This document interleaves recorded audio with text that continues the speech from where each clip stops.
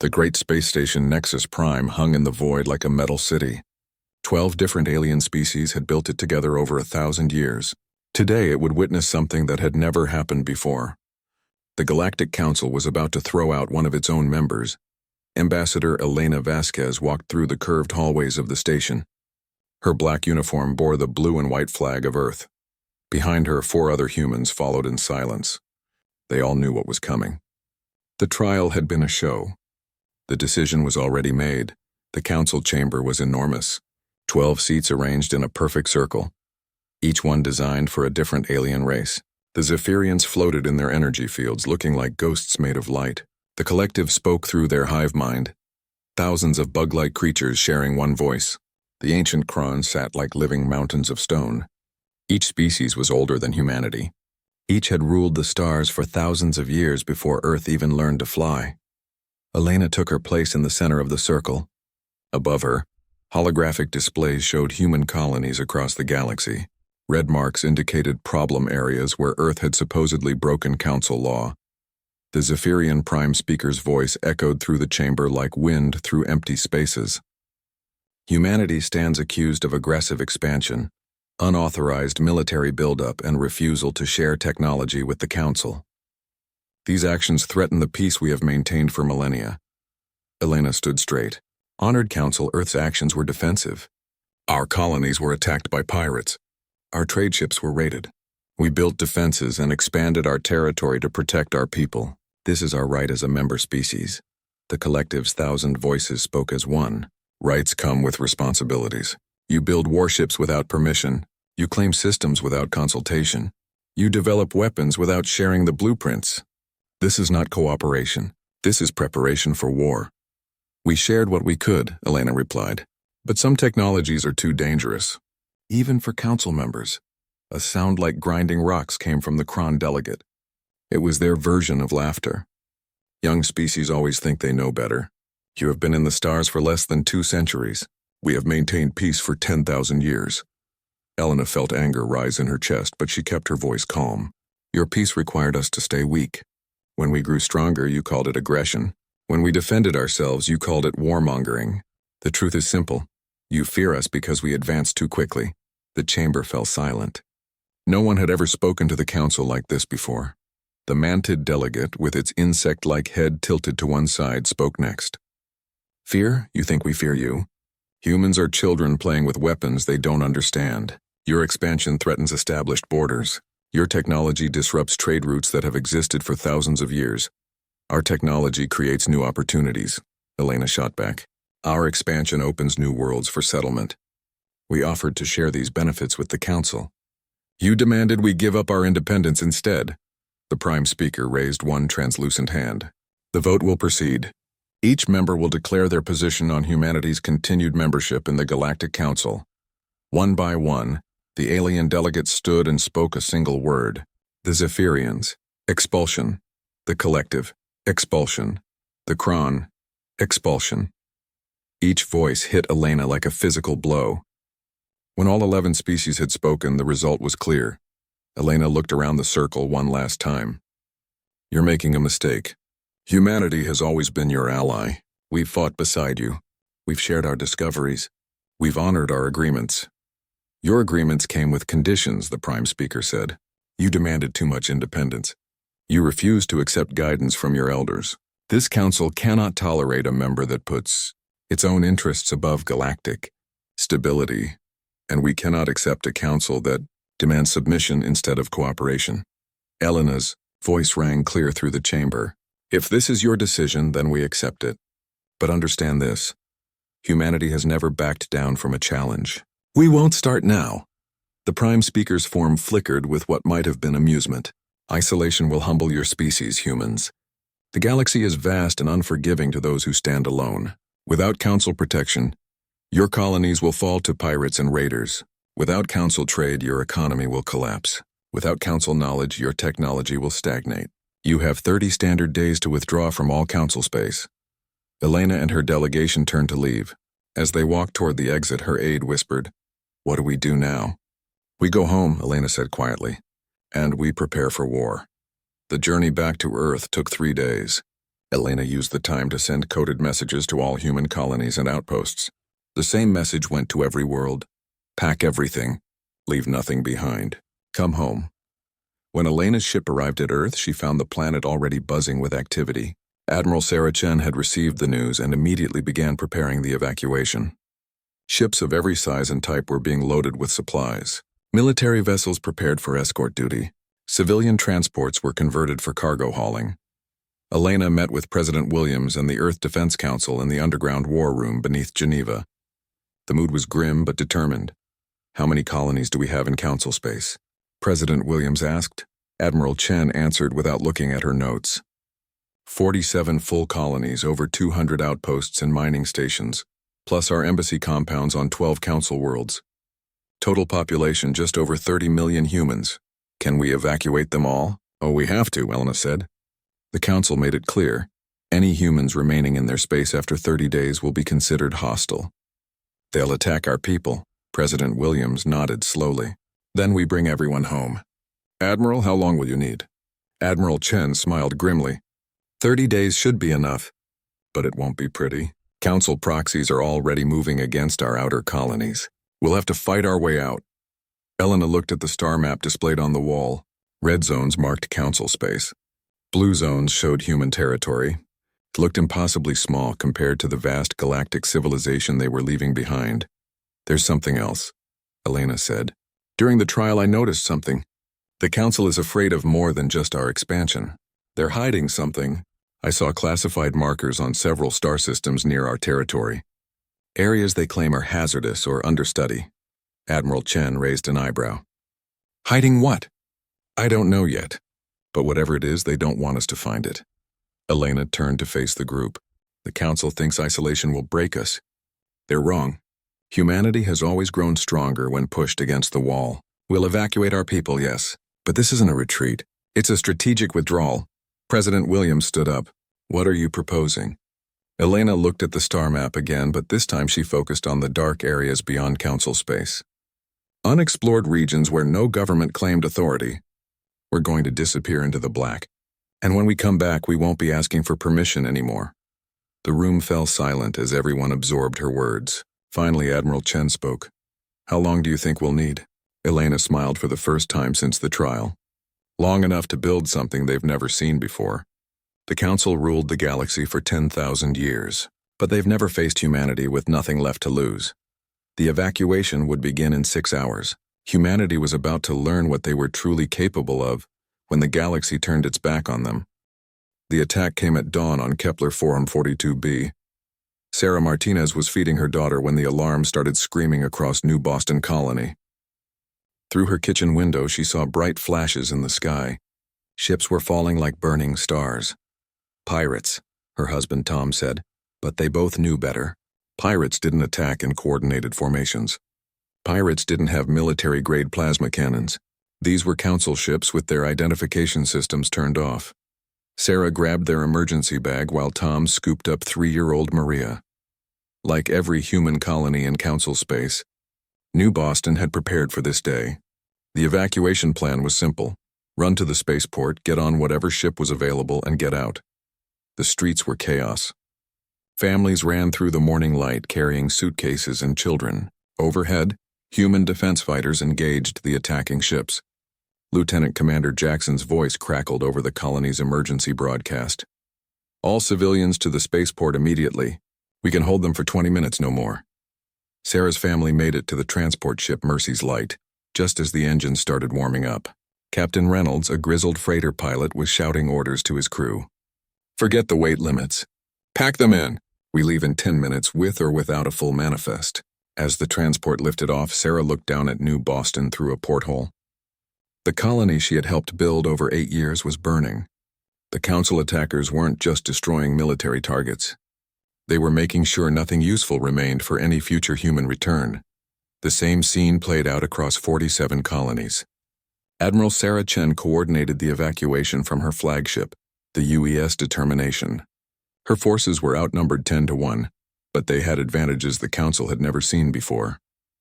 Jump coordinates confirmed, reported her navigation officer. The fleet from Tau Ceti just went dark. Admiral Chen nodded.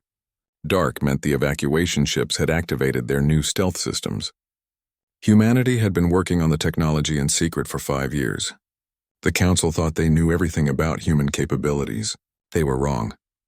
"Admiral, we're receiving distress calls from the mining station at Vega 7, her communications officer announced. "They're under attack by 3 collective heavy cruisers. Send the Ghost Squadron," Chen ordered. "And tell them to make it loud." Ghost Squadron was humanity's newest military unit. 12 ships equipped with experimental technology that Elena had mentioned to the Council. Technology too dangerous to share. Now the Council would learn why. The Ghost Squadron ships looked normal from the outside, but their hulls contained microscopic machines that could rebuild and repair damage in real time. Their weapons fired projectiles that passed through normal matter until they reached their target, then became solid again. To the collective ships at Vega 7, it looked like the humans were shooting ghosts. The battle lasted 3 minutes. When it was over, the collective cruisers were floating hulks, and the human miners were safely aboard evacuation transports. "Ghost Leader to determination," came the radio call. "Package secured. No casualties on our side. The bugs are running for home." Admiral Chen allowed herself a small smile. "Copy that, Ghost Leader. Proceed to Rally Point 7. The rally points were another surprise for the Council. Instead of running straight back to Earth, the human evacuation followed a complex pattern of jumps through empty space. Each fleet stopped at predetermined coordinates where supply ships waited with fuel, food, and ammunition. During the 3rd week of the evacuation, something unexpected happened. Captain Luis Reyes was leading a convoy of civilian ships through the Centauri Drift when his sensors detected something unusual. Ancient ruins on a dead planet in an unexplored system. "Sir, you need to see this," his science officer reported. "These structures are old, really old, and they're not from any known Council species." Captain Reyes made a decision that would change everything. Instead of continuing to the next rally point, he ordered a landing party to investigate the ruins. What they found defied explanation. The ruins were clearly artificial, but the architecture followed no known design principles. Crystalline towers spiraled into impossible geometries. Metal corridors bent space in ways that hurt to look at, and everywhere there were machines that still worked after millions of years. "Captain," Dr. Emily Watson, the convoy's chief scientist, said over the radio, "You need to get down here. We found something." In the center of the ruined city, the human team discovered a chamber filled with floating data crystals. When Dr. Watson touched one, it activated, filling the air with holographic star maps and streams of information in languages that predated the Council by millions of years. "It's a database," Dr. Watson whispered, "a complete record of an ancient civilization. They called themselves the Architects, and according to this data, they built most of the jump gates the Council still uses today." Captain Reyes contacted Admiral Chen immediately. Within hours, the evacuation plan changed. Instead of heading directly back to Earth, human fleets began making detours to dozens of systems marked in the ancient database. Each system contained more ruins, more technology, and more proof that the Council had built their empire on someone else's foundations.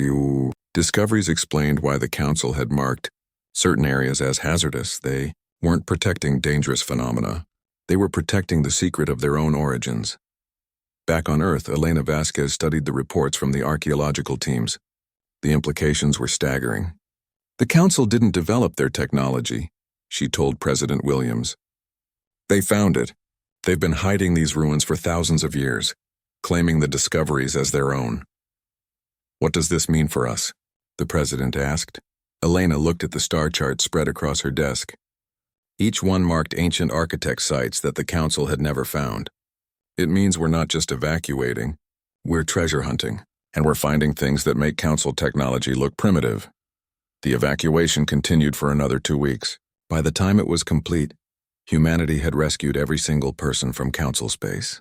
They had also collected technology samples from over 30 architect sites, established hidden supply bases in unmapped systems, and proven that their military could match Council forces ship for ship. Admiral Chen stood on the bridge of the Determination as the last evacuation convoy jumped to safety. Her aide handed her the final casualty report. "Losses, Admiral?" Chen looked at the numbers. In a month-long fighting evacuation across half the galaxy, humanity had lost exactly 47 people. All of them were volunteers who had stayed behind to operate the demolition charges that destroyed everything the humans couldn't take with them. 47, she said quietly. The council expected us to lose thousands. They thought we'd panic and leave our people behind. Her aide nodded. Orders for the fleet, ma'am? Admiral Chen looked at the stars beyond the view screen. Somewhere out there, council leaders were probably celebrating humanity's defeat. They had no idea that the humans weren't running home to hide. They were regrouping to strike back. Set course for the Outer Rim territories, she ordered, and tell all ships to begin scanning for architect sites. The council wanted us gone? Fine. But when we come back, we're bringing friends they've never heard of. As the human fleet jumped toward the dark spaces beyond council control, Elena's words from the evacuation meeting echoed through Admiral Chen's mind. This isn't a retreat. It's a strategic withdrawal. The galaxy was about to learn that humanity had never really understood the meaning of surrender. They only understood the meaning of preparation. 20 years had passed since the Council threw humanity out of galactic civilization. Captain Marcus Torres stood on the observation deck of the UES Prometheus, watching the construction of Forge World 7. What had once been a frozen ball of ice and rock was now a massive shipyard. Metal framework stretched across the planet's surface like silver webs. Thousands of ships moved between the construction platforms like busy insects. It's beautiful, said Dr. Emily Watson, now the head of Architect Technology Development. Her hair had gone gray over the years, but her eyes still sparkled with the excitement of discovery. When we first found that ruined city, I never imagined it would lead to this. Torres nodded. The architect discoveries had changed everything. Human engineers had spent 2 decades learning from technology that was millions of years old. The results were ships that could phase through solid matter, weapons that worked at the quantum level, and factories that built themselves. Status report, Torres requested from his aide. Lieutenant Sarah Kim, 712 operational Forge Worlds, Kim reported. Total fleet strength, 300,000 vessels of all classes. Population across all human systems, just over 2 billion. Trade agreements with 43 non-council species. Torres smiled. When they left council space, humanity had numbered 30 million people scattered across a few dozen worlds. Now they ruled an empire that stretched across 2 spiral arms of the galaxy, and they had done it without conquering anyone. The secret was partnership. Where the council demanded submission from younger races, humans offered cooperation. Where the council restricted technology transfer, humans shared knowledge freely. The result was an alliance of species that the council had never even contacted. Captain, came a voice from the bridge communicator. We're receiving a transmission from the Nexari fleet. They're requesting permission to dock. The Nexari were one of humanity's first allies, silicon-based life forms who lived in the vacuum of space. They had been ignored by the council for centuries. Humans had encountered them during the 3rd year of exile and offered them something the council never had: respect. Torres made his way to the docking bay to greet Ambassador Zex Prime 9, a crystalline being who communicated through light patterns. The translation device on Torres's collar turned the flashing colors into words. Greetings, builder of ships Torres, the device translated. The Nexari Confederation brings reports from the Galactic Rim. The Metal Eaters approach council space. Torres felt his blood turn cold. The Metal Eaters were what the Nexari called the devourers, a machine intelligence from beyond the galaxy. Human deep space scouts had detected them 5 years ago, but they had been moving slowly through empty space. If they were approaching council territory, the situation had changed. How long until they reach inhabited systems? Torres asked. The Nexari's lights flashed rapid patterns. 6 months, perhaps 7. The council fleets move to intercept, but their weapons are ineffective. The Metal Eaters consume their ships and grow stronger. Dr. Watson had joined them in the docking bay. We need to call an emergency session of the Imperial Council, she said. If the Devourers break through Council defenses, they'll keep coming. Our territory will be next. The Imperial Council met on Humanity Prime, the capital world of what had become known as the Terran Imperium. Representatives from dozens of species gathered in the Great Assembly Hall. Unlike the old council chamber with its circle of dominant powers, this hall was designed as an amphitheater where every voice could be heard. Admiral Elena Vasquez, daughter of the former ambassador, presided over the session. At 35, she had never known a galaxy where humans bowed to alien masters. She had grown up in the Imperium where humans were leaders, not supplicants. "The situation is clear," she announced to the assembly. "The Devourer fleet threatens all organic life in this galaxy. The old council lacks the technology to stop them. We must decide how to respond." The Kythera representative, a blue-scaled reptilian, spoke first. The council cast out humanity. "Why should we risk our ships to save those who showed us no mercy?" A rumble of agreement came from several delegates. The Imperium species had their own grievances with the council. Many had been rejected, ignored, or exploited by the older civilizations. Captain Torres stood to address the assembly. "Because we're better than they are," he said simply. "The council ruled through fear and dominance. We rule through cooperation and mutual benefit. If we let the devourers destroy them, we prove that we're no different than the old powers we replaced." The Nexari ambassador's lights flashed urgent patterns. "The builder of ships speaks wisdom. The Metal Eaters do not distinguish between Council and Imperium. They consume all. If we do not act together, we will be devoured separately." Dr. Watson activated a holographic display showing architect records. "Our research suggests the devourers are not natural. They're weapons created by a species that fought the architects millions of years ago. The architects won, but they programmed the devourers to activate again if organic civilization reached a certain threshold." "What threshold?" Admiral Vasquez asked. "Galactic unification," Watson replied. "The devourers are designed to prevent any single civilization from controlling the entire galaxy. The Council's expansion must have triggered their awakening." The assembly fell silent as the implications sank in. The devourers weren't invaders. They were antibodies, designed to maintain galactic balance by destroying civilizations that grew too large. Torres looked around the hall at the faces of dozens of species. "Then we have a choice. We can let them destroy the Council and wait for our turn, or we can unite the galaxy on our terms and find a way to stop them." The vote was unanimous. The Terran Imperium would respond to the Devourer threat. But they wouldn't be saving the Council out of mercy. They would be demonstrating that humanity's way of ruling was superior. Admiral Vasquez took command of the response fleet. Unlike Council forces, which were divided by species and competing interests, the Imperium fleet was truly integrated. Human captains commanded ships with Nexari engineers, Kythera gunners, and crews from a dozen other species.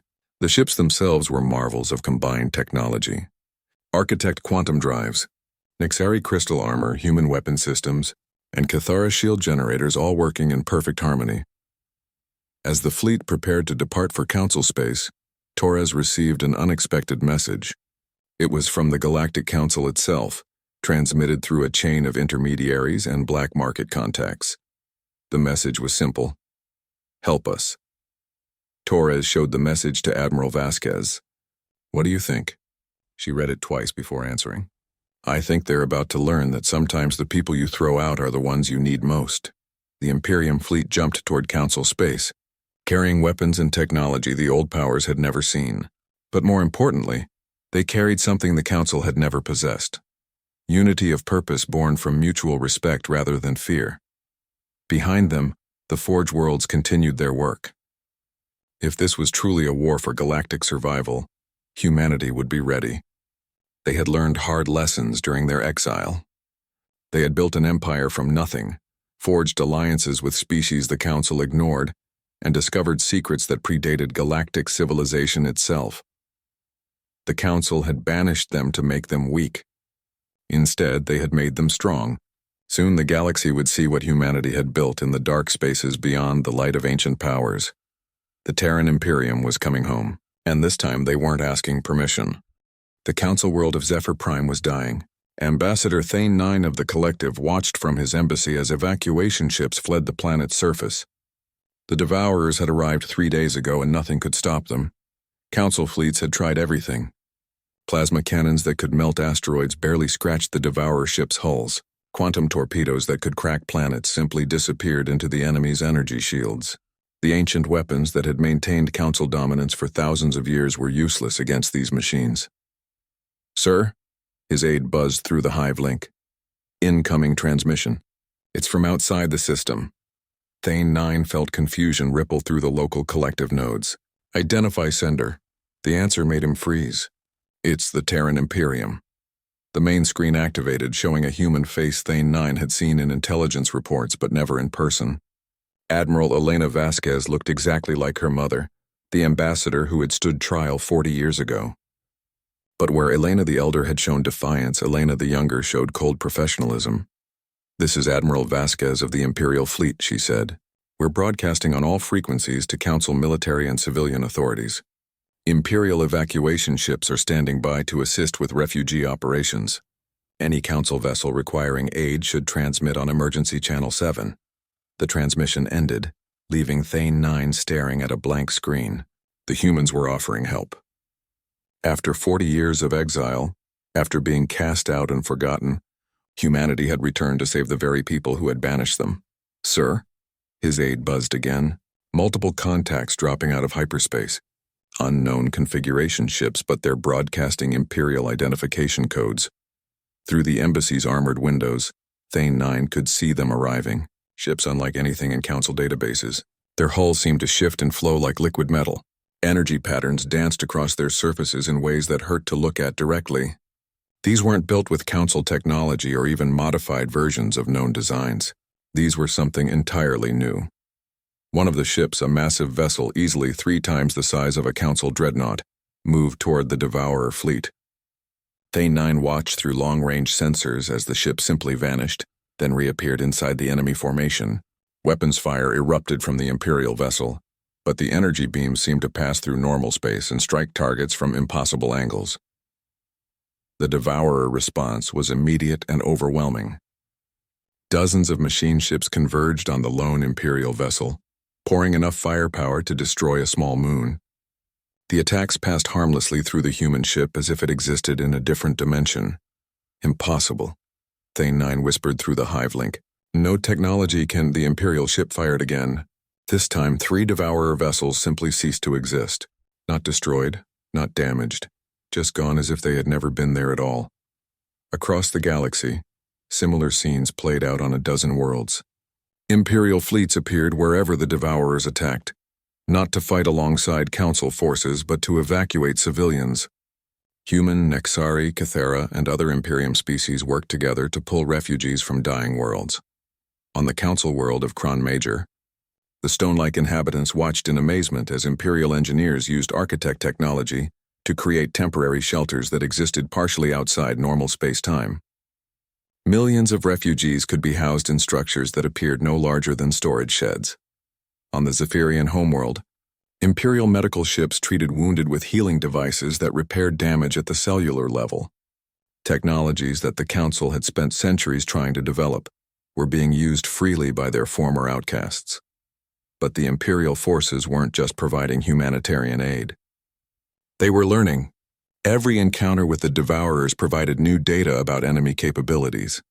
Every evacuation gave Imperial scientists access to Council databases and technology. And every rescued civilian became a witness to Imperial superiority. In his command ship deep in Imperial space, Captain Torres studied reports from the front lines. Now bearing the rank of Lord Admiral, he commanded not just fleets but entire sectors of the Imperium. His hair had gone completely gray, but his eyes still held the sharp intelligence that had guided humanity's rise. "Admiral," his communications officer reported, "we're receiving a priority transmission from the Council. It's coming through diplomatic channels, maximum encryption." The message appeared on Torres's private screen.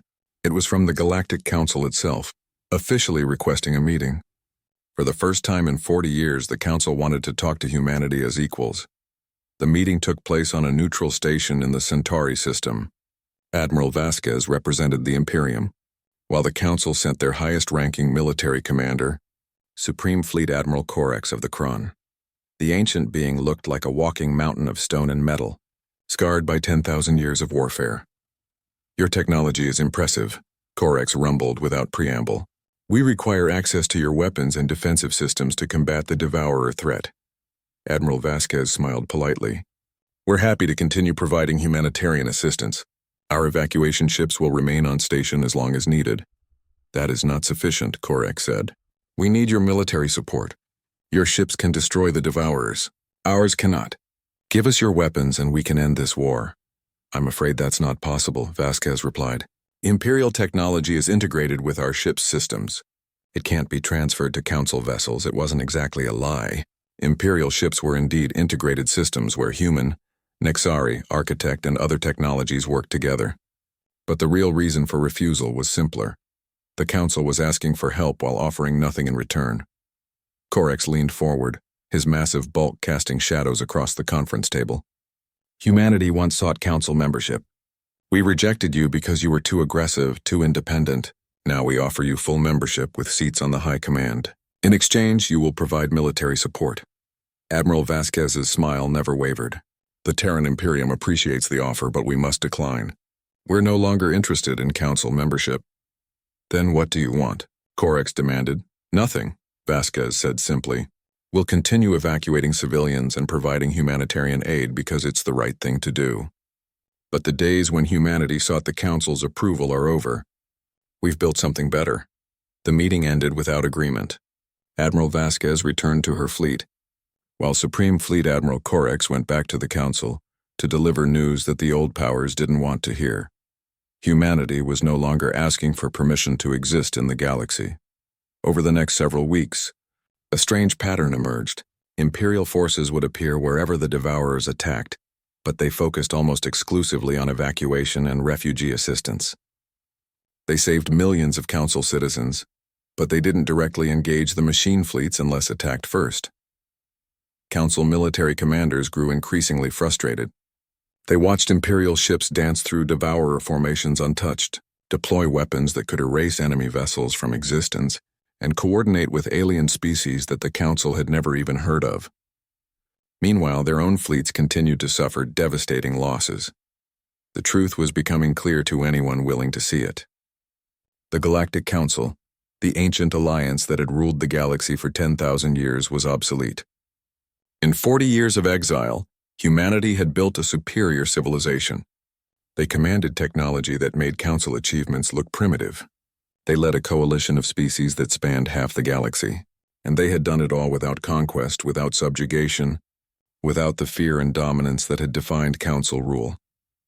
On the fortress world of Nexus Prime, the same station where humanity had been expelled 4 decades earlier, the Council leaders gathered for an emergency session. For the first time in their history, they faced a choice that could mean the end of their civilization. They could continue fighting the devourers alone and face certain destruction. Or they could admit that the species they had once cast out was now their superior, and beg for salvation from the very people they had tried to humble. The debate lasted 3 days. In the end, pride lost to survival. The Galactic Council would formally request assistance from the Terran Imperium. But they suspected that humanity's price for salvation would be higher than they could afford to pay. The humans were coming back to Council space. This time they would decide the terms. The battle for Nexus Prime began at dawn, Galactic Standard Time. Emperor Marcus Torres stood in the command center of the Terran flagship, Terra Ascendant, watching as the largest devourer fleet ever assembled approached the Council's ancient capital station. 40 years of exile had led to this moment. Torres had risen from ship captain to commander of the greatest empire in galactic history. His hair was completely white now, his face lined with decades of responsibility, but his eyes still burned with the determination that had carried humanity through its darkest hour. Imperial fleet status? He asked his chief of staff, Admiral Sarah Kim. 2,000 vessels in position, Kim reported. All Imperial member species are represented. The Nexari crystal formations, Cathara assault wings, and human quantum fleets are ready. Long-range sensors confirm architect weapon systems are fully operational. Through the view screen, Torres could see the Devourer Armada, thousands of machine ships, each one the size of a city, bristling with weapons that had consumed a dozen Council worlds. Behind them, larger vessels moved like mechanical planets, carrying the processing centers where consumed matter was converted into new Devourer units. The Council's remaining fleet hung helplessly between the Imperials and the Devourers. 3,000 ships, the pride of the old galactic order, equipped with weapons that couldn't scratch the enemy's hull. Supreme Fleet Admiral Corex commanded from his flagship, a massive Kron dreadnought that had fought in 100 wars over 10,000 years. Incoming transmission from the Council. Fleet, the communications officer, announced. Corex's image appeared on the main screen. The ancient stone warrior looked older than Torres had ever seen him. Emperor Torres, my fleets cannot stop them. We request Imperial intervention. Torres nodded once. All Council ships are to withdraw to minimum safe distance. Imperial forces will handle this engagement. Understood, Corex replied, but Torres could see the humiliation in the aliens' glowing eyes. The Council, rulers of the galaxy for millennia, were being ordered to retreat by the species they had once thrown out like garbage. As the Council ships pulled back, the Imperial fleet moved forward. But this wasn't the kind of battle the galaxy had ever seen before. Instead of charging directly at the enemy, Imperial ships began to phase in and out of normal space-time. The Devourer sensors couldn't track targets that existed in multiple dimensions simultaneously. Phase 1 complete, Admiral Kim reported. All ships are now operating in quantum parallel mode. Torres watched as the first wave of Imperial vessels engaged the Devourers. Human ships armed with architect quantum disruptors fired weapons that ignored physical laws. The energy beams passed through armor, shields, and hull plating to strike the enemy's control systems directly. Devourer ships didn't explode. They simply stopped working as their central processors were erased from existence. The Nexari contributed their own unique tactics. Living in space naturally, they could maneuver in ways that no ship-bound species could match. Nexari formations flowed around Devourer vessels like crystalline water, striking weak points that only beings who understood the true nature of vacuum could perceive. The Kythera brought their mastery of energy manipulation. Their ships didn't fire conventional weapons at all. Instead, they projected fields that convinced Devourer materials to simply become something else. Metal hulls turned to gas, weapon systems became harmless minerals, and processing centers transformed into artwork. But the real surprise came from the smaller Imperial member species. Races the Council had never heard of, ignored civilizations that humanity had welcomed as equals. They brought technologies and techniques that no single species could have developed alone. The Vorthak, sentient energy beings, possessed Devourer vessels and turned them against their own fleets. The Crystalline Collective created temporal distortions that aged enemy ships by millions of years in seconds. The Shadow Dancers manipulated dark matter to create gravity wells that crushed Devourer formations into singularities. In 20 minutes, the largest Devourer fleet in history was reduced to floating debris. But Torres wasn't finished yet. Admiral Kim signaled the fleet. Begin Phase 2. Phase 2 was humanity's final lesson to the galaxy. Imperial ships spread out across the system, not to continue fighting but to begin rescue operations. The Devourers hadn't simply destroyed things. They had converted matter into their own forms. Somewhere in that wreckage were the raw materials that had once been planets, space stations, and billions of lives. Using architect reconstruction technology, Imperial engineers began the impossible task of reversing the Devourer process. Matter was sorted at the molecular level, reformed into its original configurations, and restored to life. Not everything could be saved, but watching worlds literally rebuild themselves from cosmic dust sent a clear message to everyone present. The Terran Imperium didn't just have superior weapons. They had mastery over the fundamental forces of reality itself. Emperor, his communications officer announced, "We're receiving surrender requests from Devourer remnants throughout the galaxy. They're requesting terms." Torres smiled grimly. "Tell them the terms are simple. Shut down completely and allow themselves to be converted into useful materials for galactic reconstruction. Any Devourer unit that refuses will be hunted down and destroyed." Within hours, the Devourer threat was over. The machines that had terrorized the galaxy for months simply deactivated themselves rather than face Imperial retaliation. But the real victory was just beginning. On Nexus Prime, representatives from every Council species gathered in the same chamber where humanity had been expelled 40 years earlier. This time the humans weren't standing trial. They were sitting in judgment. Emperor Torres took his place in the center of the circle, exactly where Ambassador Elena Vasquez had stood decades before. But the positions were reversed now. The alien species sat as supplicants while humanity held the position of power. "The Galactic Council is hereby dissolved," Torres announced. His words echoed through a chamber that had ruled the galaxy for 10,000 years. Its member species are invited to join the Terran Imperium as equals, subject to Imperial law and values. The Zephyrian Prime speaker flickered with distress. "What of our ancient territories? Our traditional rights? You have the same rights as every Imperial citizen, Torres replied. No more, no less. The age of species-based hierarchy is over. One by one, the former council members agreed to join the Imperium. They had no choice.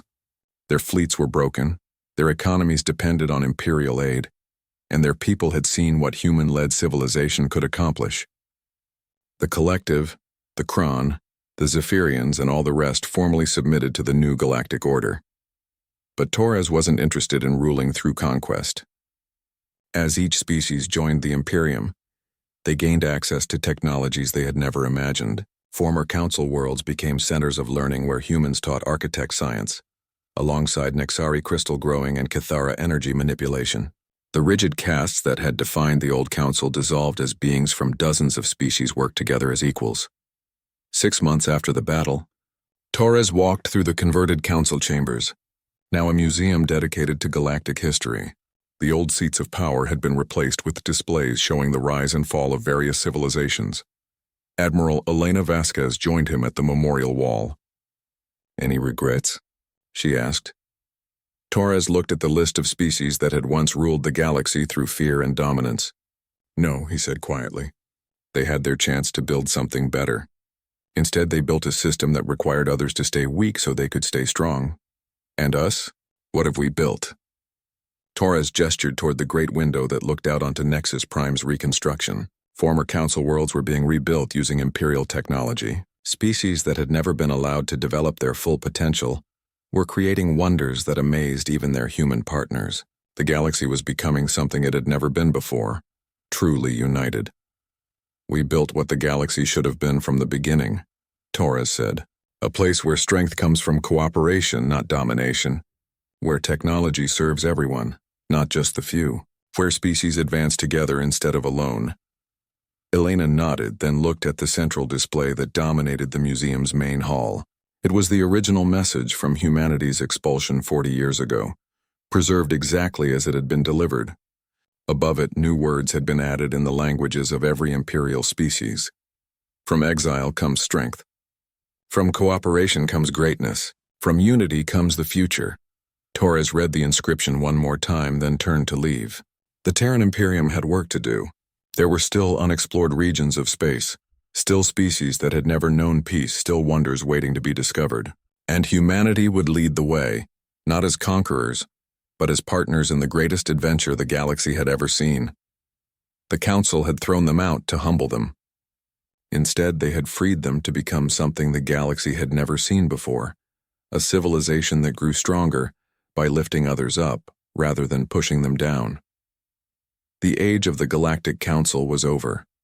The age of the Terran Imperium had begun, and this time no one would be left behind.